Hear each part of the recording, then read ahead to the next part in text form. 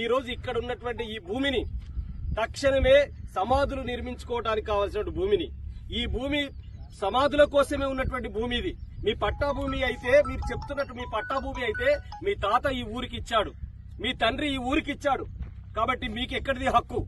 ఒకసారి ఇచ్చినటువంటి భూమి తిరిగి రాదు. ఇప్పుడు భూమికి ధరలు వచ్చినాయి కాబట్టి మళ్ళీ తిరిగి గుంజుకోవాలని ప్రయత్నం చేస్తున్నారు. ఇది చెల్లనేరదు.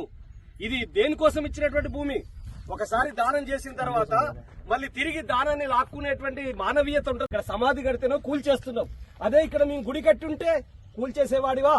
కాబట్టి అందుకనే మనం గుడి కడితే ఎలాంటిదో ఇక్కడ సమాధి కట్టుకోవడం కూడా అంతే. నా తండ్రిని ఇక్కడ గుడి కట్టుకున్నా, నా తండ్రి గుడిది, నా తాత గుడి ఇక్కడ కట్టుకున్నా నేను. అలాంటప్పుడు ఈ గుడులనే కూల్చేటువంటి ప్రక్రియ ఏదైతుందో ఇది సరైంది కాదు అనేటువంటి పద్ధతుల్లో తెలియజేస్తున్నాం. ఇప్పటికైనా లేకని కలెక్టర్ గారు జోక్యం చేసుకోకపోతే మీరందరూ కలెక్టరేట్ వారికి ఇప్పటికే పోయిల్లని చెప్పి తెలిసింది, కలెక్టర్ దగ్గరికి పోయిల్లని చెప్పి తెలిసింది, రిప్రజెంటేషన్ ఇచ్చారని చెప్పి కూడా తెలిసింది. కానీ మేము ఒకటే గుర్తు చేస్తున్నాను, కలెక్టర్ గారికి ఇచ్చినటువంటి ఫిర్యాదు మేరకు స్పందించమని చెప్పి కోరుతున్నాను. ఇవాళ కులవృక్ష వ్యతిరేక పోరాట సంఘం మా సంఘం తరపున మీ ఊరు ప్రజలందరికీ అండగా మేము కూడా ఒక రిప్రజెంటేషన్ కలెక్టర్ గారికి ఇస్తాం, ఎస్పీ గారికి ఇస్తాం. ఖచ్చితంగా ఇదే అంశం పైన ఈ జిల్లాలో ఉన్నటువంటి బీసీ సంఘాలని, ఈ జిల్లాలో ఉన్నటువంటి ఎస్సీ సంఘాలందరినీ భువనగిరికి పిలిపిస్తాం. పిలిపించి తొక్కాపురంలో ఉన్నటువంటి గ్రామ ప్రజలకు అండగా నిలబడండి, వాళ్ళ సమాధుల్ని రక్షించండి. ఎవరైతే నిందితులున్నారో వాళ్ళని అరెస్ట్ చేసేంత వరకు గ్రామ ప్రజలకు బాసటగా రండి అనేటువంటి పద్ధతులలో మనం ఒక ప్రయత్నాన్ని కేవీపీఎస్ తరఫున మేము భువనగిరిలో ఒక మీటింగ్ ఏర్పాటు చేస్తాం.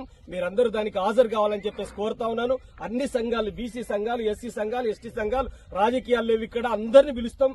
అందరూ అక్కడికి రావచ్చు. ఫలానా పార్టీ లేదు, కమ్యూనిస్టు, కాంగ్రెస్, టీఆర్ఎస్ ఏ పార్టీ లేదు, అందరూ కలిసి వచ్చి ఇది మానవీయ కోణం, ఇక్కడ రాజకీయాలు లేవు, ఇదంతా సమాధులు కూల్చివేసినటువంటి అంశం ఇది.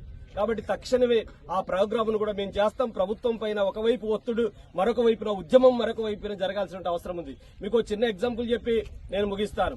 ఇదే జిల్లాలో ఈ ఆలేరు దగ్గరలో కూడా ఇట్లనే సమాధుల్ని కూల్చినటువంటి ఊరు, ఏదో ఊరుండే, నేను వచ్చిన నందనం.